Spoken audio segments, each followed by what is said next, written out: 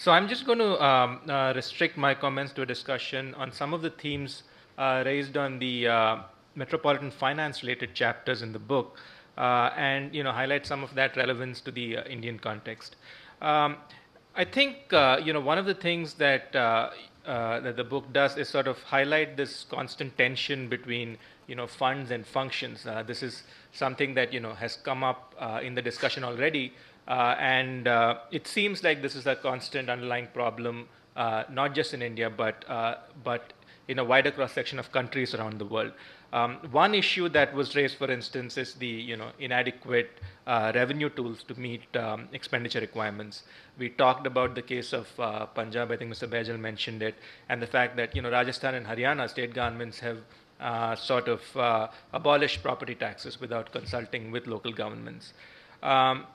A related problem is this notion that is the sense that there is responsibilities that are devolved that cities really are in no position to to execute upon. So poverty alleviation, for instance, in India is a function that states have devolved to cities in many cases, and there are no funding mandates, there are no edicts on that, and it's not clear how a city is expected to perform that function.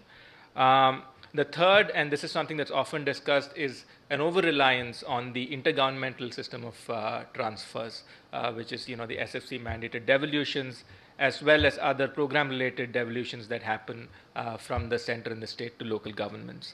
And finally, I think one aspect that the chapters do bring out is that not all of these are problems only of the higher tiers of government. There are problems at the local government level itself, and primarily, even in cases where they have the power to do something, for instance, in collecting, they're unable to do so.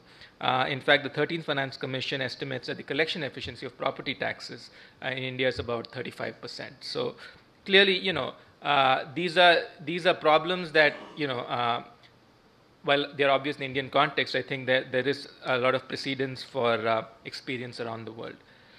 Now, I just want to turn the discussion a little bit more to financing options, and a little bit around the theme of using financial markets as a source of funding for our cities. So I guess any discussion of finance and financial options for a municipality will have to begin with an understanding of own revenue generation capacity and what they've been able to do in terms of practical implementation. So, and really, when you think about internal or own revenue generation, I think one thing that's often argued is that this is a reflection of the quality of governance, the transparency and the accountability of the administration. A better governed municipality, implies better information availability, better assessment capability, and better collection efficiencies. And in a way, you see that reflected in the balance sheet of the city. And when we talk about, what are the levers available to a city to finance itself, in general, we sort of discuss three. One is, of course, the internal levers of taxes and fees. And then there is, of course, the devolved and assigned revenue component. And the third is what, we refer to as market-based financing. So there is a little bit of a distinction between market-based financing and the other two, because market-based financing is really predicated on how a city performs on its own internal revenue generation abilities. So property taxes and user charges, I think it's well recognized that these are very important, levers of cities' finances. And in the absence of predictable, generation of these internal revenues, the option of market-based financing really goes out the window, because ultimately, when you talk about, an instrument like a loan or a bond, it's really an upfront source of funds for payments that you can be that you should be reasonably expected to make over the lifetime of that instrument. In the absence of a proper property tax structure or a user fee structure, or a dependable intergovernmental transfer system, it's very difficult for the market to come in and invest in instruments when there is no clear visibility on how that will be repaid. So while it is an important source, and I think it's something that in the Indian context is extremely critical in view of the extent of infrastructure financing that's required, it's also obvious that unless we get our cities in order, their own financing levers working, this is not something that is really going to come in and solve the problem in a big manner. I think one thing that, one thing that's also relatively obvious is that market-based financing in itself, there's nothing inherently better about it than, state transfers or internal revenue generation. What it, enables is that in the absence of enough funding from these sources, it enables you to reach out and plan better over the long term. And based on, the numbers that Dr. Ishwar Ahluwalia's committee put out to say that 40 lakh crores of investment is what we need on urban infrastructure, it's very clear that, the intergovernmental transfer system is not going to be able to manage that. So we need to access the markets, which means that we need to be competitive in terms of, the price that you're going to pay, in terms of competing with other, issuers in the capital markets, be it corporate bonds, be it governments for other reasons. And therefore, the city needs to really put its own house, its own finance, its own balance sheet in order.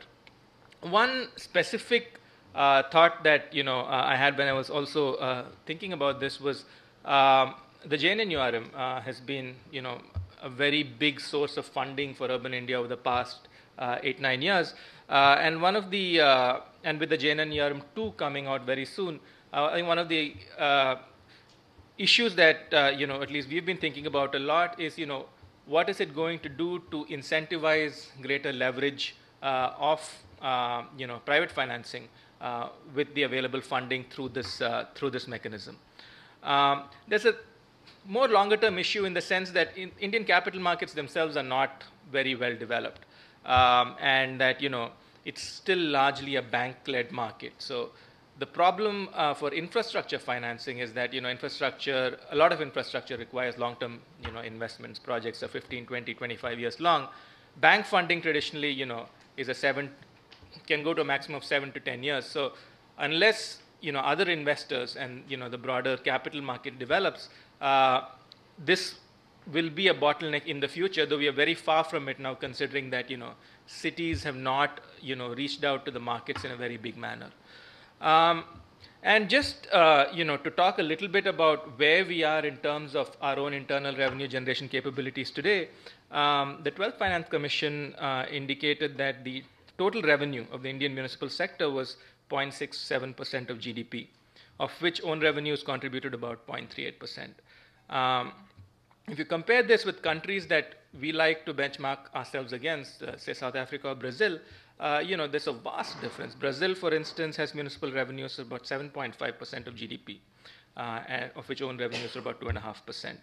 So clearly there is a long way for us to go in terms of our cities improving their own revenue generating capability. Now, on the property tax side, post JNNURM, there's definitely been some improvement we've seen. There's been the implementation of geographic information systems by major cities like Ahmedabad, Bangalore, Hyderabad, who to a large extent have mapped out all the properties in their areas. And the estimation made by the 13th Finance Commission was that if 85% if collection efficiencies were improved to 85%, then property taxes could double to about 0.68% of the GDP. The other issue, and I'm sure that we'll discuss this in greater detail later, is the issue of what are the kinds of assessment mechanisms we use for property taxes. In India, there's a wide range of assessment mechanisms, from rental values. Some cities have gone on to area-based and unit area-based values. And clearly there is a sense that we need to move away from our rent control acts and rental-based values. The JNNURM has made a start on this. But when we think about a capital value-based system, there is a more systematic, there's more system-level changes in terms of changes in stamp duties and registration, so that land registries or land transaction registers are actually reflecting real values of land transactions, which is not happening in India today. And finally, moving to intergovernmental transfers, I think this was an idea that that was already discussed in the morning, to say that perhaps there is a need to think of grants in a little bit of a different manner. And I think the Finance Commission, again, recommended this to say that there need to be perhaps two types of grants here. One is, of course, a consolidated formula-driven basic grant available to all cities. And the second component that's more performance-based, that gives you an incentive to actually, provide the services that you're required to do. While we have seen some, reforms in the area of finance, whether they be in property taxes in Bangalore or some activity on the municipal bond market, I think there is a much greater need for these to be deepened in the Indian context, because in the absence of sustainable financing models, this could seriously jeopardize the creation of inclusive and equitable cities in India.